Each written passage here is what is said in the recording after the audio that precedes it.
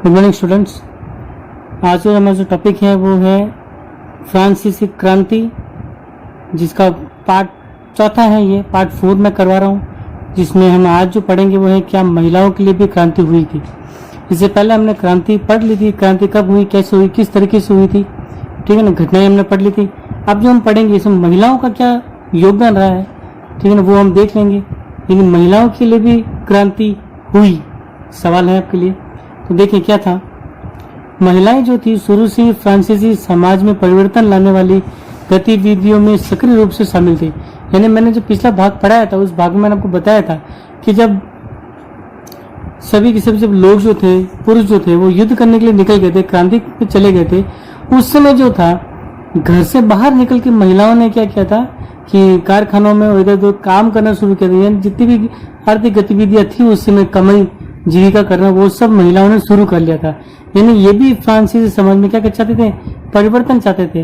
पर इस परिवर्तन को लाने के लिए जितनी भी गतिविधियां होती थी उन सब में सक्रिय रूप से भाग भी लेती थी, शामिल होती थी इसमें, ठीक है।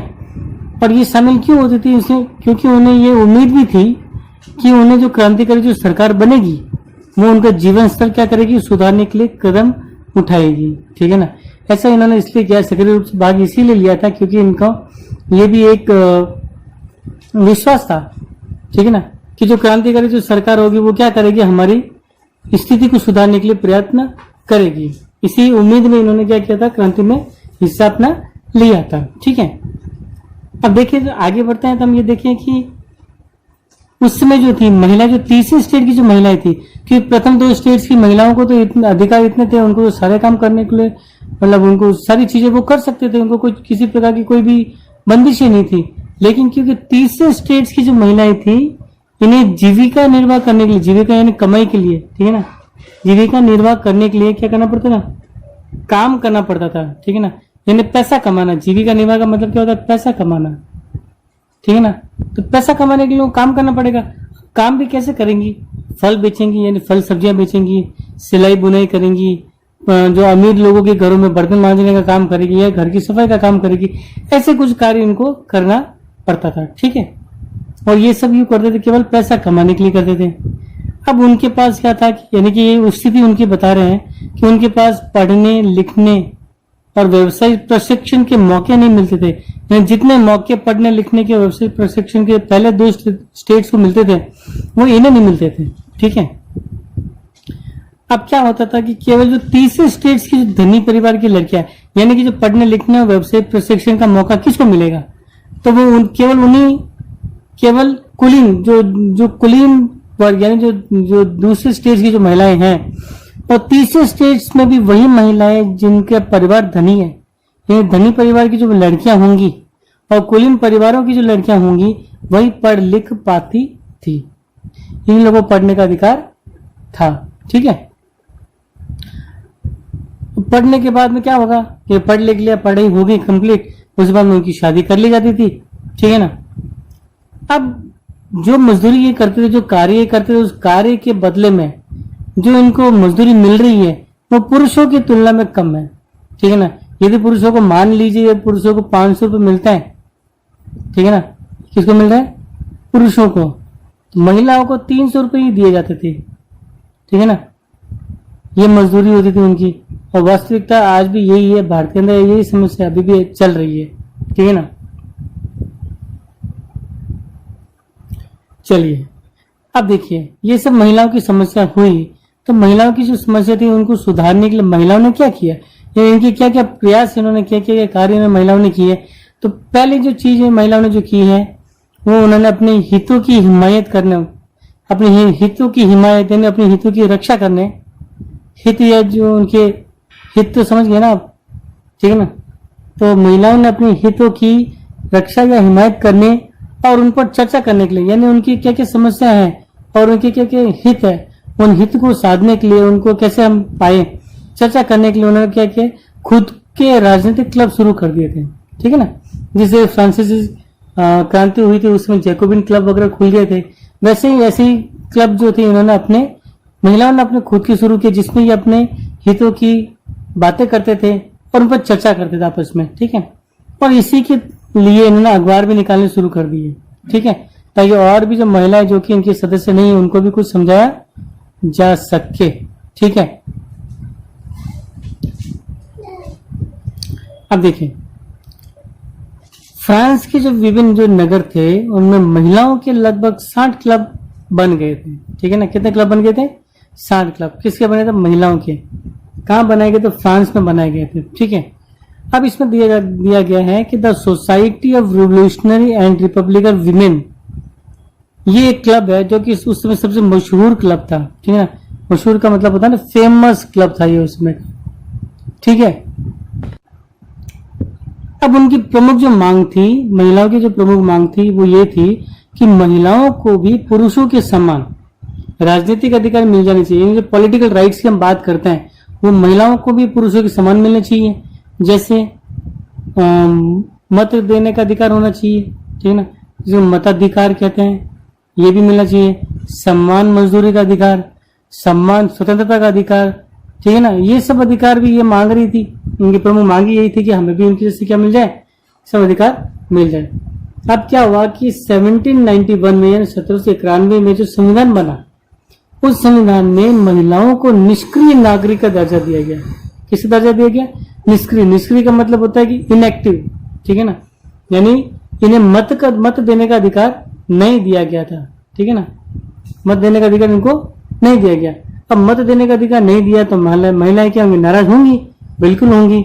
आज अगर वो किसी काम के लिए मना करते फट से नाराज होते जबरदस्त तरीके से, वैसे ये बात होती है। ठीक है, नाराज होगी। महिलाओं ने मताधिकार के लिए, अब महिलाओं ने क्या किया? तो मताधिकार के लिए इन्होंने मताधिकार असेंबली के लिए चुने जाने और राजनीतिक पदों की मांग कर दी कि नहीं हमें भी मत का अधिकार दो, हम भी असेंबली में चुने, यानी हम भी चुनाव लड़ सके। ठीक है ना, और राजनीतिक पदों पे जा सके, ऐसी मांगे इन्होंने भी कर दी। ठीक है, अब देखा आगे क्या हुआ। अब सरकार ने इनकी मांगों के लिए क्या किया? तो क्रांतिकारी सरकार ने क्या किया कि महिलाओं के जीवन में सुधार लाने के लिए कुछ कानून बनाए। क्रांति हो गई, क्रांति होने के बाद क्रांतिकारी जो थे उन्होंने अपनी सरकार बनाई, तो उनकी सरकार को क्रांतिकारी सरकार कहते हैं। उन सरकार ने महिलाओं को के लिए कुछ कानून बनाए।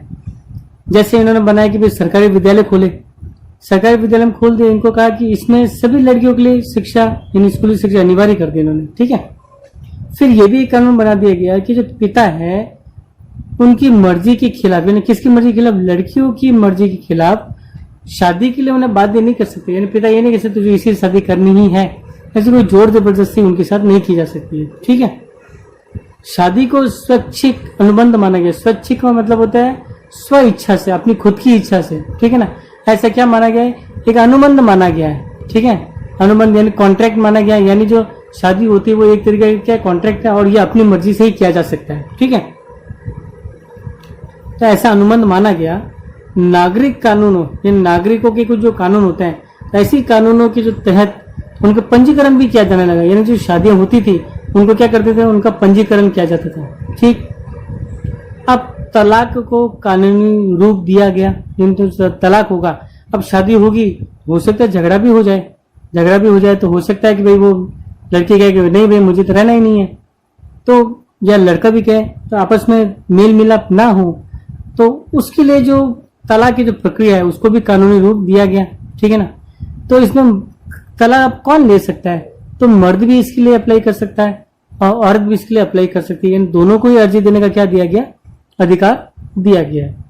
अब देखिए इसके साथ साथ ही महिलाएं व्यावसायिक प्रशिक्षण ले सकती थी, प्रशिक्षण ले सकती थी, ट्रेनिंग ले सकती है। ठीक है ना, ऑक्यूपेशनल ट्रेनिंग होती है, ऑक्यूपेशन के लिए, काम धंधे के लिए उनको ट्रेनिंग दी जा सकती थी। जैसे वो कलाकार बन सकती थी, छोटे मोटे व्यवसाय चला सकती थी, यानी बिजनेस भी कर सकती थी छोटे मोटे। ठीक है,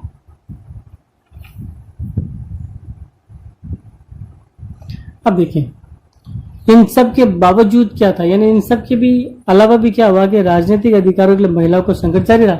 लेकिन इतना सब कुछ सरकार ने किया, फिर भी इन्होंने अपने जो अधिकार थे उसके लिए संघर्ष जारी रखा।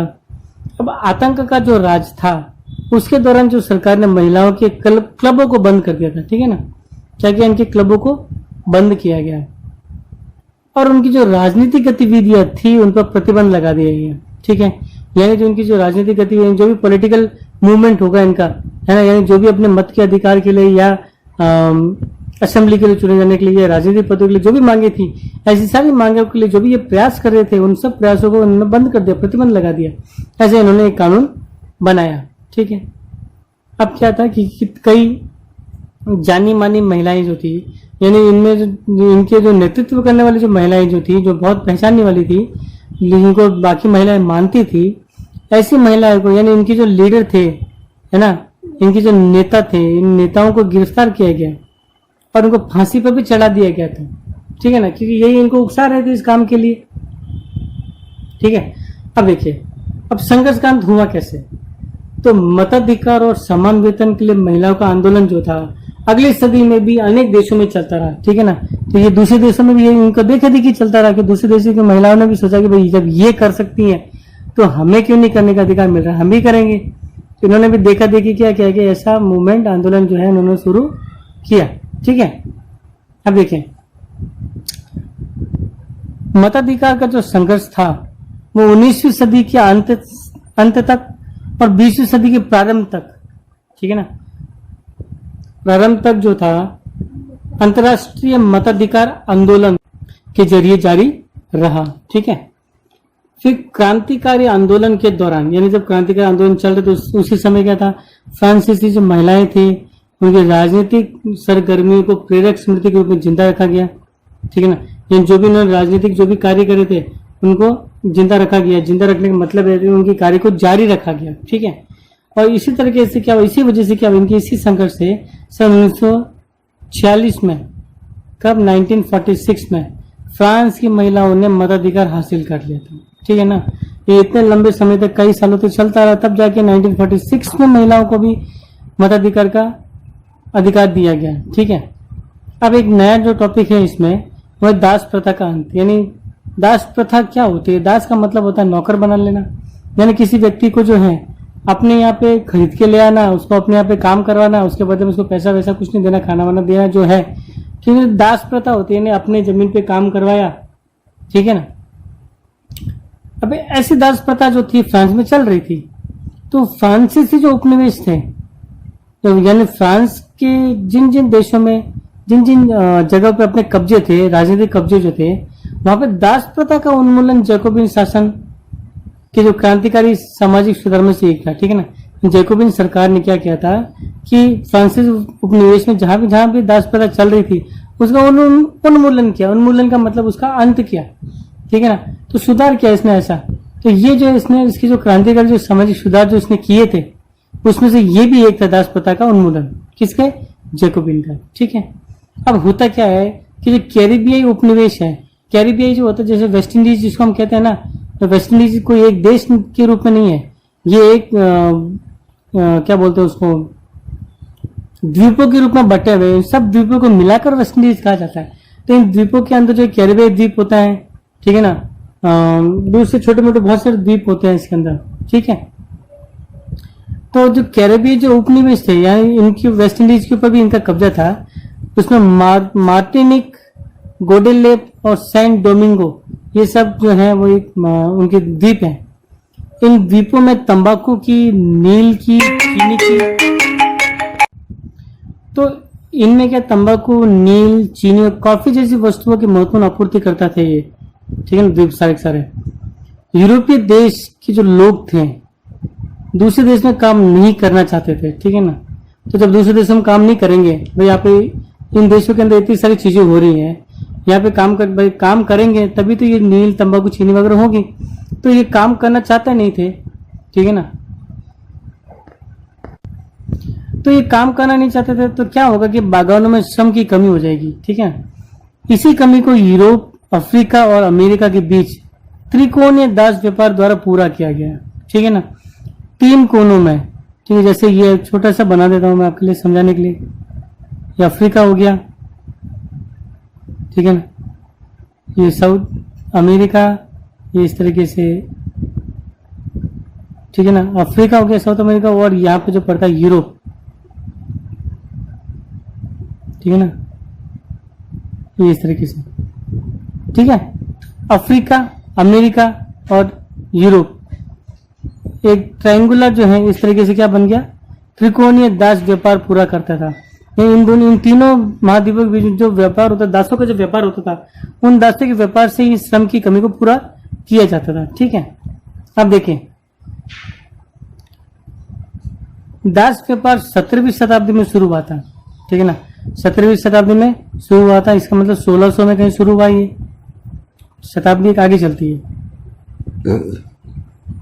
फ्रांसीसी सौदागर बोर्दे, ठीक है ना, और नान्ते बंदरगाह से, ये दोनों बंदरगाह है। बंदरगाह का मतलब समुद्री मतलब किनारा है जहाँ पे बड़े बड़े जो जहाज होते हैं पानी के, वो रुकते हैं और सामान को ला देते हैं और ला देते हैं या वहां से लेकर आते हैं। ठीक है, तो ये जो बोर्दे और नान्ते जो बंदरगाह थे, अफ्रीका के बंदरगाह है।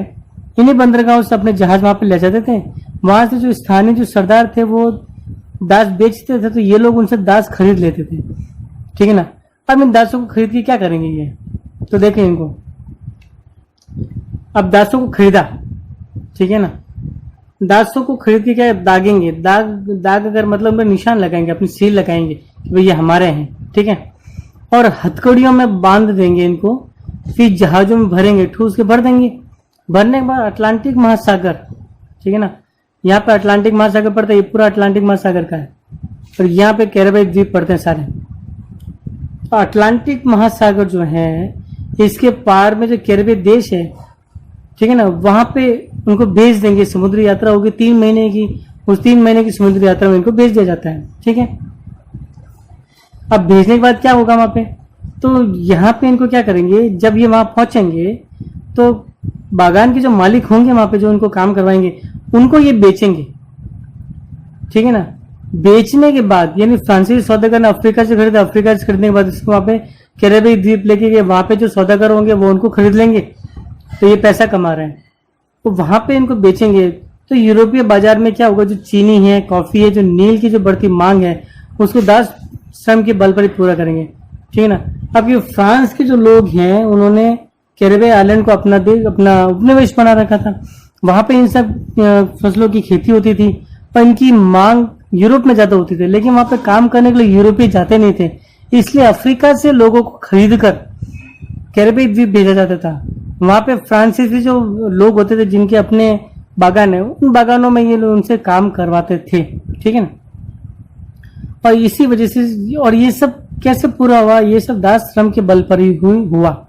अब देखो, जो दोनों बंदरगाह मैंने बताया, बोर्दे और नान्ते बंदरगाह, ये दास व्यापार के कारण समृद्ध हो गए। ठीक है, कि दास प्रथा होगी, बंदर यहाँ पे खरीदेंगे, बेचेंगे, चहल पहल होगी और खूब पैसा यहाँ पे होता था। ठीक है, अब देखें, 18वीं सदी में फ्रांस में दास प्रथा की ज्यादा निंदा नहीं हुई थी। अब उस समय जो थे, ज्यादा सरकार निंदा कर नहीं रही थी। ठीक है, क्यों नहीं कर रही थी ऐसा, क्योंकि जो दास व्यापार पर जो निर्भर जो व्यापारी हैं, अब व्यापार किस पर निर्भर हो, दास प्रथा पर, ये दास ही नहीं होंगे, श्रम कौन करेगा। तो ये व्यापारी के विरोध का ऐसा भय था इनको कि नेशनल असेंबली जो बनी, उसने कोई कानून बनाया ही नहीं दास प्रथा को खत्म करने के लिए। लेकिन 1794 में जो कन्वेंशन हुई थी, जो बाद में जो सरकार बनी, जिसको कन्वेंशन कहा गया, ठीक है ना, इसने फ्रांसीसी उपनिवेशों में सभी दासों की मुक्ति का कानून पारित कर दिया। जहां जहां फ्रांस के अपने उपनिवेश होंगे, वहां पे कोई भी दास नहीं होंगे, उनको मुक्त कर दिया जाएगा। ठीक है, ये तो हो गया। लेकिन ये जो व्यवस्था थी 10 साल तक ही चली, और 10 साल बाद नेपोलियन ने दास प्रथा पुनः शुरू कर दी। 10 साल बाद जो कन्वेंशन को हटाकर नेपोलियन वहां का शासक बन गया, और शासक बनते इससे सबसे पहले दास प्रथा को वापस शुरू किया। ठीक है, यहाँ तो दास प्रथा के बारे में बात थी। अब आती क्रांति के बाद जो है, रोजाना की जिंदगी कैसी होगी लोगों की। तो सन 1789 में जो क्रांति हुई, उसके बाद की जो समय था, उस समय में पुरुषों, महिलाओं और बच्चों के जीवन में बहुत परिवर्तन आ गए। ठीक है, क्रांतिकारी सरकार ने कानून बनाए, कानून बना के उनको स्वतंत्रता दी, समानता दी। ऐसे आदर्श जो हैं रोजाना की जिंदगी में उतारने का प्रयास किया लोगों की।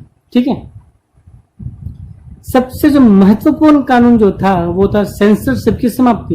यानी जो प्रेस होती है, उसको पे कोई भी इन्होंने वो सेंसरशिप नहीं रखी। ठीक है, खत्म कर दिया। सेंसरशिप मतलब उनको कोई बैन नहीं रखा। पहले क्या होता था कि जो सरकार थी, राजा महाराजा क्या करते थे कि जब मीडिया वगैरह होगी, वो लोगों को बताएगी कि भाई ये सरकार ऐसा काम कर रही है, तो उन पे बैन किया गया था उनको, और उनको वही न्यूज छापनी होती थी जो राजा महाराजा या सरकार उनको कहती थी। ठीक है, ऐसे इन्होंने क्या किया, खत्म कर दिया। अब जो अधिकारों के जो घोषणा पत्र है, अधिकारों के घोषणा पत्र का मतलब अधिकार होते हैं, अधिकारों का एक पत्र बना है, घोषणा की उन्होंने, ठीक है ना, उसको लिखा गया है। तो अधिकारों का जो घोषणा पत्र जो है, इनके माध्यम से भाषण और अभिव्यक्ति की स्वतंत्रता भी इनको दी गई, ठीक है ना। यानी ये भाषण भी दे सकते हो, अभिव्यक्ति यानी अपने विचारों का अभिव्यक्ति यानी बता भी सकते हैं, ऐसे इनको भी आजादी दी गई थी, ठीक है। फिर अखबार, अब जब ये सेंसरशिप हुआ, समाप्त हो गया सेंसरशिप, तो अखबारों की, पुस्तकों की और, ठीक है ना, छपी हुई पुस्तकों की ऐसी बाढ़ आई फ्रांस में, ठीक है ना, कि चारों तरफ किताबी किताबें नजर आने लगी।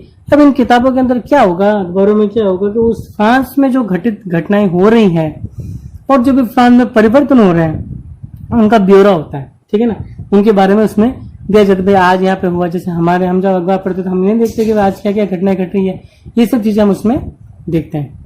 अब प्रेस की जो स्वतंत्रता से क्या हुआ, किसी भी घटना पर परस्पर विरोधी विचार भी व्यक्त किए जा सकते हैं। यानी प्रेस आपको बताएगी सरकार कैसे काम कर रही है, जैसे पेट्रोल के दाम बढ़ते हैं तो लोग कैसे विरोध करते हैं कि पेट्रोल के दाम कैसे बढ़ाए जा रहे हैं, जब तो मंदी चल रही है फिर भी बढ़ाई जा रही है। तो इस तरीके से क्या करते हैं, उसमें वाद विवाद किया जा सकता है और एक सोल्यूशन निकाला जा सकता है, ठीक है। अब इस चीज का सारांश क्या है, यानी जो पार्ट आपने पढ़ा था, हमने क्या देखा है, सारांश क्या हुआ था, बाद में क्या हुआ आखिर में। अब मैंने आपको बताया था नेपोलियन दास प्रथा को जब वापस शुरू किया था तो क्या हुआ था कि 1804 में नेपोलियन बोनापार्ट ने क्या किया, खुद को फ्रांस का सम्राट बना लिया, ठीक है। जब क्रांतिकारी सरकार चल रही थी, जब कन्वेंशन सरकार चल रही थी, तो उस समय ये फ्रांस की सेना में एक सिपाही का काम कर रहा था। धीरे धीरे इसने अपने आप का पद बढ़ाते हुए राजनीति में गया और बाद में इसने अपने आप को क्या किया, वहां का शासक ही सम्राट बना दिया इसने, ठीक है। सम्राट बनते ही इसने पड़ोस के यूरोपीय देशों विजय यात्रा शुरू कर दी, यानी उन पर आक्रमण करता, उनको जीतता, ऐसा कार्य करना शुरू कर दिया। अब जो पुराने जो राजवंश है उनको हटाया इसने, नए साम्राज्य बना दिए, ठीक है। निजी संपत्ति की सुरक्षा के कानून बनाए जो पहले चल रहे थे फ्रांस के अंदर लुई 16 के समय में, वैसे कानून इसने वापस बना दिए। शुरू में लोग तो नेपोलियन को मुक्तिदाता के रूप में मानते थे, क्योंकि पहले शुरुआत में अच्छे काम किए, बाद में बुरे काम करने लगा ये, ठीक है ना। तो पहले तो उसको लोग पसंद करने लगे, बाद में लोग उसको हमलावर मानने लगे और अंत में इस तरीके से 1815 में वाटरलू जगह है यूरोप के अंदर, वाटरलू की लड़ाई हुई थी, ठीक है ना, वहां पे जहाँ पे 5-6 देशों की सेनाओं ने मिलकर इसको, एक अकेले को, नेपोलियन को हराया था, ठीक है ना। इस तरीके से नेपोलियन का क्या हुआ, यहाँ पे अंत हुआ, ठीक है। अब ये कुछ इंपॉर्टेंट क्वेश्चन है आपके लिए, इन क्वेश्चंस को स्क्रीनशॉट लेके आपको इसका आंसर करना है। इस बार मैंने ये क्वेश्चन थोड़ा लॉन्ग क्वेश्चन दिए हैं तो आपको इसको तरीके से लिखने पड़ेंगे, ठीक है ना, और ये आपको स्वयं ही करने हैं इस बार, ठीक है। Thank you.